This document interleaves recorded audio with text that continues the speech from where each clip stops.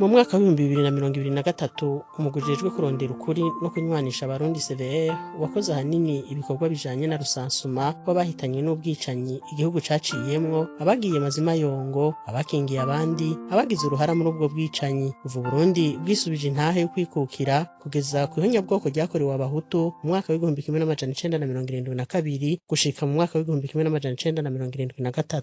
Hari n'ibikorwa bijanye no gushira ibimenyetso ku binogo rusangi vyazuwemwo abantu, kubikingira hamwe no kuvyerekana kw'ikarata y'igihugu. Umugwi CVR waratunganije amanama mu ntara zitandukanye z'igihugu no hanze y'igihugu mu ntumbero yo kumenyekanisha ibikorwa waranguye mu myaka 4 mu mwaka wa 2018 gushika mu mwaka wa 2022. Muri noreresi CVR itanga incamake y'ukuntu ivyo bikorwa vyakozwe. Rusansuma yakozwe kuva mu kwezi k'umunani gushika mu kwezi kw'icenda mu ntara za Cankuzo, Rumonge na Bururi. Cankuzo yagaragayemwo amabi make ugereranije n'izindi ntara. Kuva ku bwicanyi bwabaye mu 1962 kugeza mu 1924 hishwe abantu 115, 182 baburirwa irengero. Ibitigiri binini bigaragarira ku ihonyabwoko ryo mu 1972. Komine Cankuzo izi imbere y'ayandi makomine n'ibice 46 n'uduce ubusa 9% by'abantu bishwe. Komine Gisagara nayo abantu 68 bagiye mazima yongo, muri abo 182,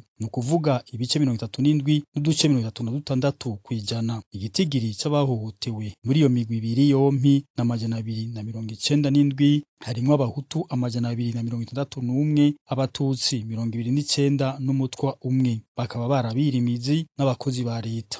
Urwo rusansuma rwabaye nyuma y'inama umugwi CVR watunganije mu kwezi kwa gatatu ku bajeje intwaro, abakozi ba leta, abaserukira amadini, amashirahamwe yigenga, abajeje umutekano, abadandaza n'abene gihugu bo muri iyo ntara. Bimwe mu byashikirijwe nibi: CVR byo yarakoze mugabo dushaka amakenga kubera iki CVR batari kwikombina na CNTB gafata akabaho muzeye ibikorwa bigakora simultanément, bamwe bagaca urubanza baje amatohoza baha abandi abantu bagahanwa, kuko iyo abantu badahanwe baca ko ari abahinga kandi ikikosa ridahanwe riba ritendi.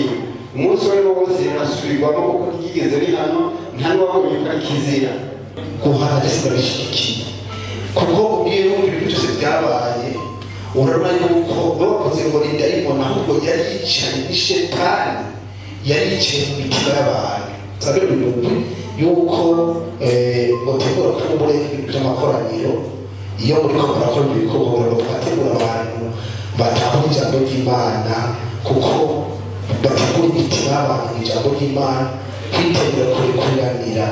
Imbere yo gutanguza rusansuma nk'iyo mu ntara ya Rumonge na Bururi mu kwezi kw'icenda, CVR yari imaze gutunganya inama nk'iyi umugwa mukuru wa komine Rumonge mu kwezi kwa 4. Cagaragaye nuko amatati y'amatongo hagati y'abahungutse nabo babarihagiye amatungo yabo tuma iyo migwi ibiri idacana uwaka, nubwo imanza zimwe zaciwe n'umugwi CNTB. Marongo Mose yarafise inzu kw'isoko, inzu yitwa Cooperative. Iyo nzu ndafise impapuro zo kuva 6/5/6 yanditse ko bayoboye Burundi mu musaba ngitsere. Iyo nzu CNTB yaraje irayigabura, igabuye n'umuntu wavuga ngo bari basagira Marongo Mose, ariko defise titre ya 1965-66 naragaragaje ndiruka yakuba umunsi n'icubahiro Peter Nkurunziza yaranditse yandikira yuko bashikira iyo nzu. Iyo sina yose idice inzu ifise R8 na bose ivyumba bibiri, iyindi ibundi atarupapuro na office baja muri CSTB. Mu mategeko ya CSTB bakira umuntu yaciye muri CSTB, ariko jewe umuntu tugurana yabaye iyo nzu na rupapuro na office nigeze no muri CNTB cyane muri CNTB, ariko ashite bamwagiye barushikiriza muri wanje. Nico gituma rero bagomba gusaba ijanye no gusubiza uzaba babe abaziteshejwe no mu vyabo coba mu cihuta, kuko naho dufise abagiye baratanga amatemwanyaje bemezo kuko byakurikiranye bizotugora gusesangura cane aho ayo matongo canke aho ivyo bintu vyagiye biragaragara. Nk'umuntu akubwiye papa yaraguze itongo itandatu na uno munsi turi muri 2023 ejo turinza muri 2030 yego turafise impapuro muga dufise abantu nabo baza batemwanya ati ico gihe twe twarabibonye ico gihe twarabanye n'uno muntu umuntu twaratemberanye vyoba vyiza gusumba. Ubushakashatsi bwakozwe hamwe na rusansuma mu ntara ya Rumonge vyerekana ko abantu 1602 bishwe, abandi 795 baburirwa irengero. Ahanini barabarimyi, abanyeshure ndetse n'abakozi ba leta. Igitigiri cabo bose ni 2397. Muri abo abahutu barenga ibice 60%. Mu ntara ya Bururi igitigiri c'abahitanywe n'ubwo bwicanyi kigera ku barenga 440. Muri bo 2230 barishwe, 1810 baburirwa irengero. Komine ya Bururi iza mu kibanza ca mbere c'abantu bishwe, mu gihe Matana ifise abantu benshi bagiye mazi mayongo. Igitigiri c'abahutu bishwe canke ababuriwe irengero ni kinini ugereranije n'abatutsi, abatwa n'abaganwa. Abatari abakozi ba leta ico gihe barabadandaza. Iyo CVR ivuze abishwe n'abagiye mazi mayongo, bisigura ko imiryango ya bene uwo mugwi batigeze baronka agakuru k'irengero ry'ababo. Byumvikana ko bose bishwe kuko atawagarutse na n'ubu. Nabonye amafoto y'abana yamwerekanye, hari umwede grand frère b'Igikemba. Iyo bapfuye kw'ishuri bakaza imuhira twararana, ariko nabonye barimo le deux. Kigira kabiri novuga niyo prize yaravuze ko nuko data nawe uko hane babivuze yarafise uburyo, yarafise imodoka. Iyo modoka igisirikare caraje yitwara. Muri izo ntara zitatu CVR yaratohoje abantu bakingiye abandi hamwe n'abagize uruhara muri ubwo bwicanyi. Muri izo ntara zose habaye rusasuma, intonde z'amazina yabo bagandaguwe, bagiye mazima yongo ndetse nabo bakingiye abandi zaramanitswe ku biro vy'amazone, vy'amakomine n'ivy'intara rusasuma yabereyemwo kugira bene gihugu bemeze izo ntonde. Icambere nambe cadushimishije nuko twamenye neza igitigiri c'abantu muri komine yacu ya Muhuta bahitanywe niyo ntambara ico gihe. Nkako mutumba wanje warubura narinzaba, ariko sinamenya ko hariya habaye abandi. Kare nko mu minsi heze twashobora kumenya ati hajya barabuze umuntu yahitanywe niyo ntambara, ntavyo twari tuzi. Abantu benshi babuze bariko barababaza ivyababaye ko barameze nk'abaruhuka ku mutima kuko barabonye ko CV itanguye kwitaho ababuze ico gihe. Mu zindi ntara abitabiriye izo nama baragaruka ku bijanye no gushumbusha imiryango y'abahohotewe ndetse n'ibindi bibazo vyinshi. Ugwaruka ruvuka ubu rurakeneye cyane yuko mwomenya kahise k'igihugu, kuko kenshi iyo abantu bibagiye ibyabashikiye biruhira gusubira kubashikira. Twagomba rero tubasabe ibisabo, aya mareresi, izi nyigisho, izi mpanuro kumbure zikunywanisha mudesantralize. Ubu mu ntara haje indongozi, haje abaserukira abandi n'ibyo bavuye mu makomine atandukanye, ariko birasaba ko by'ukuri mwagura akarere, ibi bintu mu makomine babimenye, ibi bintu mu mazone babimenye, kugira ngo kahise kadufashe gutegura kazoza ukurikije dushobore kubaka igihugu cyacu tuzi ibyari byaradushikiye. Kandi n'uyu munsi hariho abantu badashaka ko bene wabo baba bagifise indawi bashikiye ubwoko runaka, bagatoteza umuntu kuva ku kirenge gushika ku mutwe kugira ntubeho, nturonke ikigukiza imbere n'inyuma, ntuhindukire. Ivyo muze murabiraba. Havuze ko hari abantu banyazwe ivyabo ico gihe c'72 kandi babibona, bamwe babibona. None abanyazwe ivyo bintu bazoshikirizwa ryari? hari icyizero mubaha yuko bazoshungura. Abenshi mu babinyaze harimo abakibifise bategereza kuzonywana ari uko abanyazwe ivyabo babanje kubisubiza.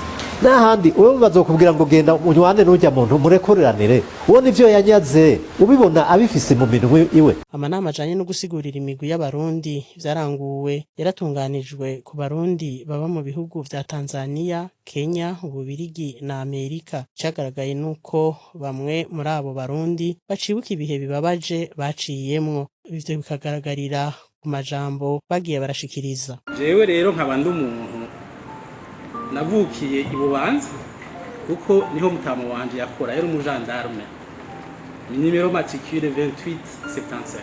Hanyuma rero quelques mois avant yuko les événements de Sabu zitangura il a été muté agenda gukorera ibururi ikambi ibururi.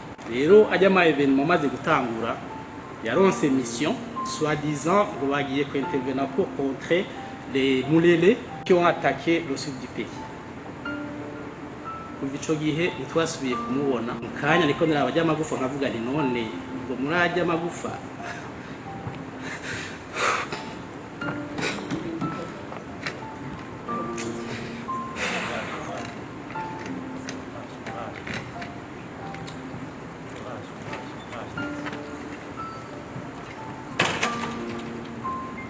abo bajanye muri iyo mission baragarutse iminsi 3 itarenga amaze kugenda muri mission ntagaruka. Umukomanda w'ikambi twabamwe yabwiye mutamakazi ati turagusavye ko uva hano ha. Muri promotion jewe narimwo harimo umukobwa yitwa Nyarushatsi Suzana, uwo rero niwe yari fiance wa Simbananiye Artemon. Atatangura kuba probleme mu ishuri muri école bagize amaliste par classe. Mugabo hariho na liste special.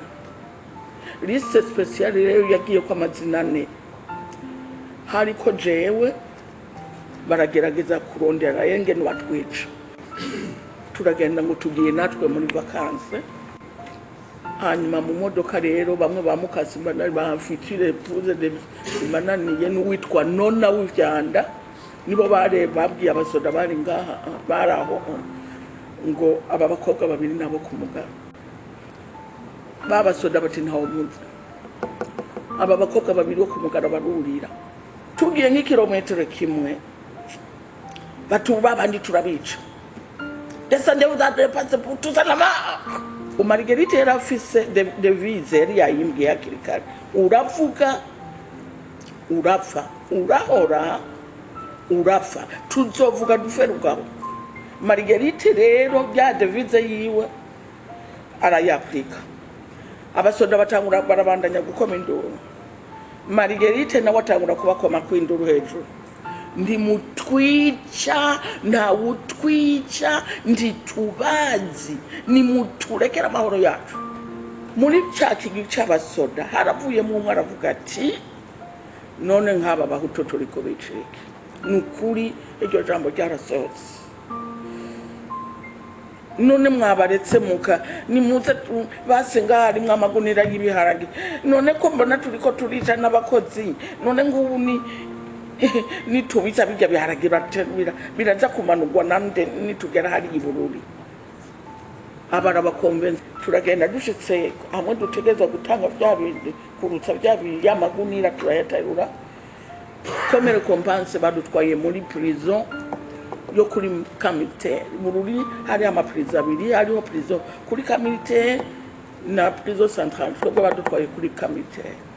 Nakeye batuze tubona baje kudutwara ngo tugende ngo muri interrogatoire ngo kwa komanda. Uwo komanda yari Ndungoma Samuel.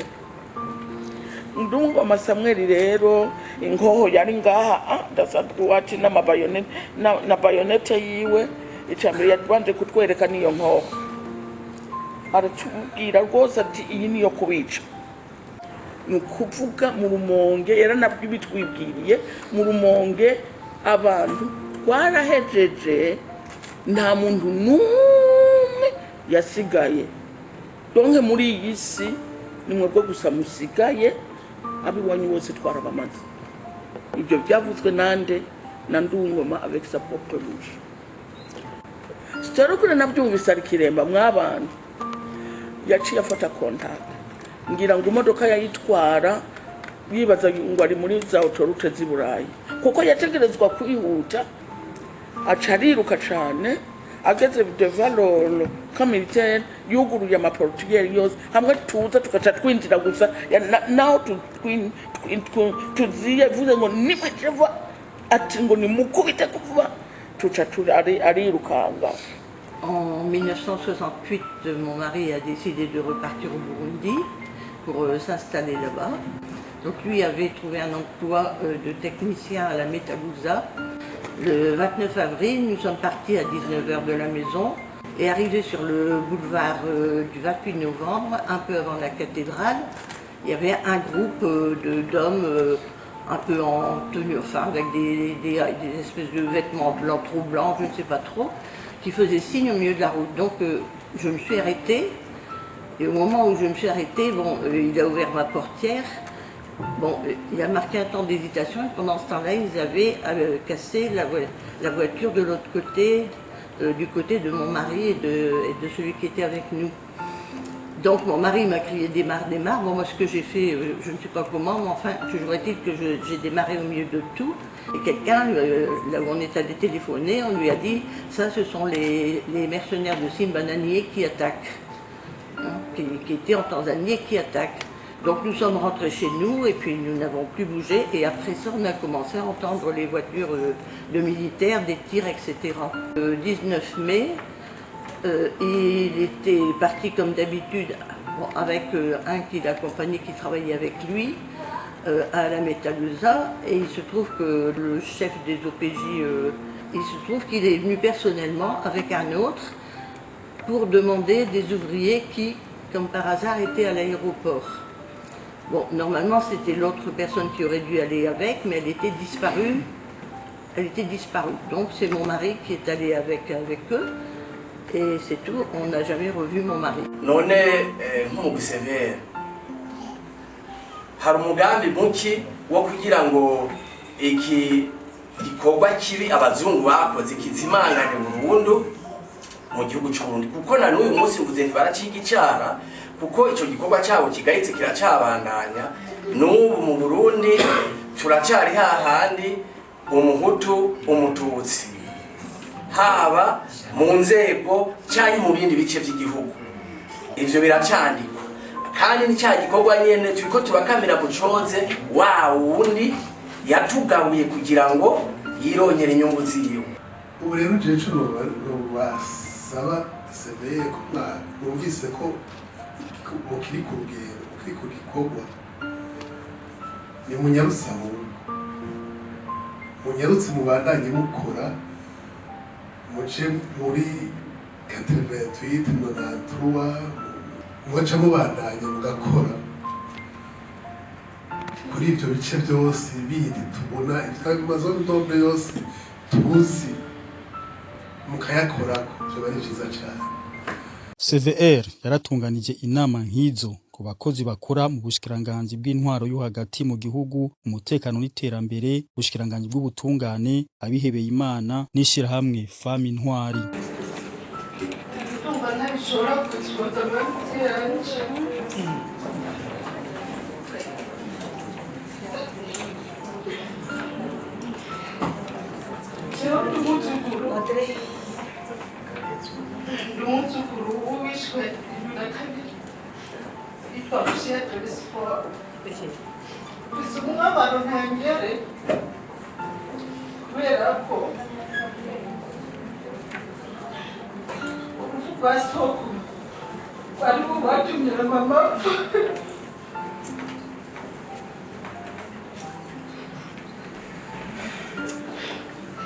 Nagira n'ubabaro ntangere kuko umwene nyakuru wanje inyuma y'urupfu rw'umugabo wiwe bashobora gufata ibintu byiwe byose guhera ku mamodoka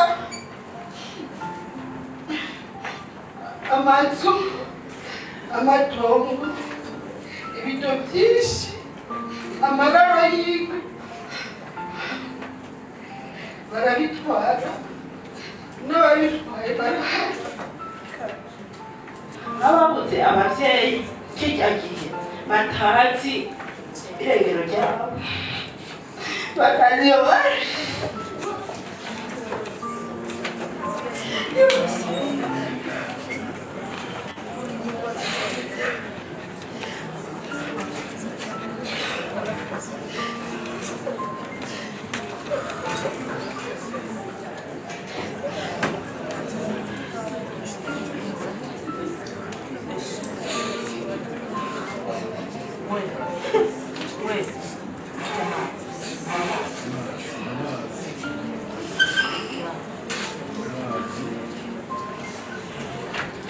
watati wake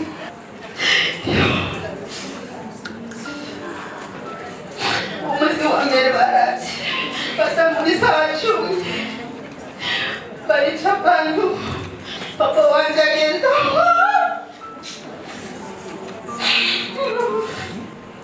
urumva ntituzi iyo bagiye rero rakabazo mvise naka none bizogenda gute tuzomenya gute ko abaca aho bahanze. CVR yaritabiriye amanama yatunganijwe n'ishirahamwe Mipareke risanzwe rikora igikorwa cyo kunywanisha abarundi mu ntara zitari nke z'u Burundi. Mu 2023 CVR yarazuye ibisigarira by'abantu batawe mu binogo rusangi itumwe ko n'abajeje intwaro canke abene gihugu. Aha twovuga hafi y'ibohero ry'Imurambya muri komine Gasogwe ku mutumba wa Makyazo no ku mutumba wa Bwica komine n'intara ya Muyinga. Ahi Bwica hazuwe ibisigarira by'umuntu umwe umuryango wiwe ucusaba umugwi CVR kumuhamana iteka. Ivyo bikorwa bikaba vyabaye mu gihe CVR yari maze imisi iri mu bikorwa bijanye no gushira ibimenyetso ku binogo rusangi vyazuwemwo ibisigarira by'abantu hamwe no kubikingira mu ntara za Gitega, Muramvya, Mwaro na Muyinga. Kiriya gitongati rero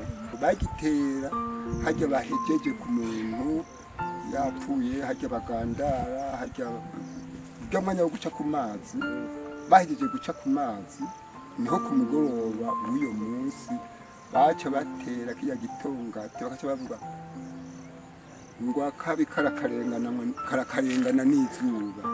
Uyu mumanda nawo wobo bawutera bariko barafuwa muntu wabari karawutera yacavuga ati wa mumanda we ndaguteye ngaha uzobicabona ciki kibanza. Umukoni nako ari giti kiturirwa eka nticurirwa. Umurinzi nawo umurinzi wowo n'igikingi c'irembo. Umugwi CVR wararanguye igikorwa kijanye no gushira ibinogo rusangi vyakuwemwo ibisigarira by'abishwe bikarata y'igihugu mu ntara ya Rumonge na Bururi bikazobandanya no mu zindi ntara. Akamaro ko gushira ku ikarata ibinogo rusangi byahambwemo abantu benshi, ubwa mbere no kwereka abarundi n'amakungu ko koko amabi atari make yabaye muri iyo myaka, atari ukuri kwavuzwe n'abantu ahubwo ko kwabaye koko. Ubwa kabiri no gufasha ababuze kumenya ahagiye harashigwa bamwe mu bo babuze. Ni kimwe mu gikorwa kizofasha abarundi ubwabo bwa mbere kwirinda n'abanyamahanga bababwira bati iki niki nticabaye, ariko ko mwagiye murashira ku ikarata canke mwagiye murasasuma ibinogo vyahambwemo benshi, bizofasha abarundi kubana n'akahise baciyemwo, gutyo bakabona kubaka kazoza bari hamwe. CVR ikaba imaze kuzura ibisigarira by'abantu barenga 22,200 batawe mu binogo rusangi birenga 200 bagandaguwe mu 1972 hamwe n'abarenga 800 mu binogo rusangi 9 by'abantu bishwe mu yandi makuba igihugu caciyemwo. Abazi kahise ku Burundi co kimwe n'abahinga mu bijanye n'imico n'akaranga bavuga ko gukingira ibibanza nk'ivyo ari ngombwa. Kubera ibihe Uburundi bwaciyemwo hari igihe usanga hariho abantu batarose iteka ryo kuba n'ivyo bibanza bizwi arivyo twita amatongo y'abapfuye. Si bose baronse ayo mahirwe, benshi barapfuye mu buryo batari biteze kubera ibiza n'ibihe bibi twaciyemo amagume Burundi bwagiye bucamo kuva imyaka uko yagiye akurikirana nuko intwara zagiye zirakurikirana rero hariho abahuye n'ivyo vyago byo kutaronka iryo teka ryo kuba mu matongo abandi bahambwamwo arivyo twita amatongo y'abapfuye kona umuntu apfuye uko yopfa uko ariko kose arakwiye kwibukwa kumenywa ingene yapfuye arakwiye ku imiryango y'ababuze canke n'abandi barakwiye kumenya aho yashinguwe barakwiye kumenya aho aruhukiye umuntu naho yoba apfuye agumana iteka ko agumana iteka rero nta wogira ngo biraheze akwiye kwerekezwa neza imiryango yiwe ikamuherekeza neza hajya kuri iryo sigarira haracariho urugendo rurerure ni ukuvuga hacyakenewe ibyigwa birebire turashobora kubikora tukagira icyo bita tretema tukabikora ku buryo bidacyo bishoboka bibora ubwo nyene icyo kumara imyaka na mirere hanyuma abaje bakabiraba hamwe n'abahinga babonye ibyo ari byo batawe ibyo ari byo baraza bakabasigurira mbere ko binje batanga amafaranga hari abantu biyumvira yuko ko ivyo bintu bija ngaho ngo twashize amagufa habona y'abantu ngo birababaje ngo ko ari ikintu kibi suko uko n'ugutahura ukutariko no kuvuga yuko ivyo bintu nta yindi mera n'imeruka y'ibintu byazuwe atari gukora ico gikorwa nyene ndababariye ni mu iterambere rirama ivyo ndi kwisi yose si byo kuvuga ngo ni ibyaha Burundi gusa rero ntihagire uwo byotangaza cyane nta yindi mpera n'imperuka y'ibintu bizuwe atari kubikoresha mu iterambere rirama mw'ico gihe rero baraheza ababijejwe ari leta bakegera abahinga bakabereka ingene ivyo bintu bishobora kubyazwa umusaruro hanyuma abana nabo bakiga yuko ari kirazira nimba ari abantu bishwe nabi bakamenya yuko ari kirazira. Mu kwezi kw'icenda umwaka wa 2023 umugwi CVR warashikirije ibikorwa waranguye mu mwaka wa 2018 gushika mu mwaka wa 2022 n'amashinga amateka na nkenguza amateka by'u Burundi mu ngoro y'amakoraniro mu Kigobe. CVR yarasabye abarundi bose kwihangana abana babishe ntibahogwe c'abavyeyi babo bakoze. Ico twosaba abarundi bose nukumva kandi bakamenya kukuri ariko kuzokiza Burundi. Ikindi gusaba abarundi no kumva kandi bakamenya kw'abana babicanyi batohogwa na rimwe ivy'abavyeyi babo bakoze na kare abakora ayo marorerwa ntibabanza guhanuza abana babo canke abo bubakanye. Umugwi CVR wosaba abarundi bose ukwihangana kutohoza ibyanyegejwe imyaka 50, 60 canke irenga n'akazi kadasanzwe. Kumva no kumenya ibyabaye mu muzo w'abazungu mu Burundi, kumenya neza ingene ibyago byahekuye imiryango kuva mu 1963 gushika mu 2023, ingene byateguwe, ababiteguye, ababikoze n'ababikorewe, ni inzira nziza ifasha abarundi kumenya kahise ikongera igasambura ibinyoma byakwiragijwe mu gihugu cacu no mu makungu.